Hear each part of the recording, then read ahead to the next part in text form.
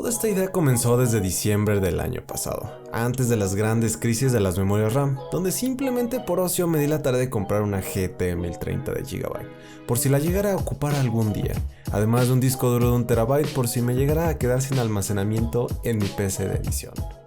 Pasaron un par de meses y seguía ahí mi pobre GT 1030, sin uso alguno, hasta que un amigo me ofreció su PC vieja y le dije que iba a darle un vistazo.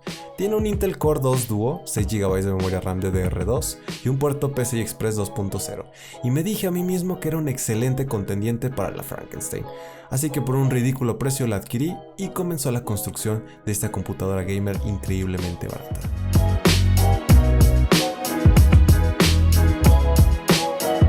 Primero decidí sacar esta computadora de ese horrible gabinete, para por lo menos hacerle un testing en la test bench que hicimos casera.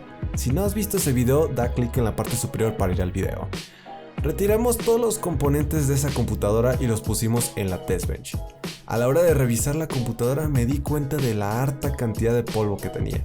Además, el disipador del procesador estaba caído, por lo que pudo haber quemado esta computadora en algún momento de su uso. Finalmente colocamos la tarjeta video y el disco duro nuevo, que en caso de que quieran una PC mucho más fluida, les recomendaría al 100% comprar un SSD, pero obtienen menos capacidad al mismo precio. Por eso pienso que en este caso es excelente el disco duro.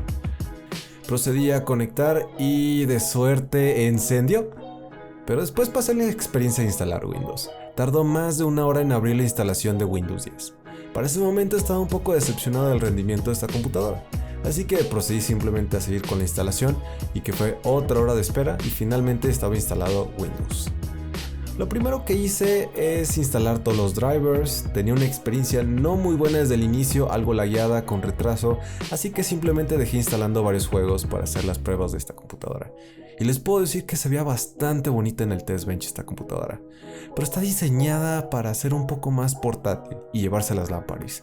Así que por puro capricho, simplemente fui a Ceucom, aquí en Aguascalientes, compré el gabinete estilo gamer más barato que tenían en venta. Me costó aproximadamente 380 pesos y me pareció una buena calidad de construcción, que meramente lo que pueden hacer es simplemente pasar los componentes al viejo gabinete o convertir el gabinete en una test bench, pero yo realmente quería que este se viera bonito y que cambiara un poco la apariencia. Y vaya que cambia una computadora de hace más de 10 años con una limpiadita, un gabinete y una tarjeta de video. Pero guayaba, deja de verla por fuera y pasa al desempeño gamer. Y qué tal que si todo lo que hiciste simplemente fue para una computadora totalmente inservible. Y al abrir el primer juego quedé boquiabierto, con el desempeño que la pequeña Frankenstein pudo lograr en muchos de los juegos, así que los dejo con algunos de ellos.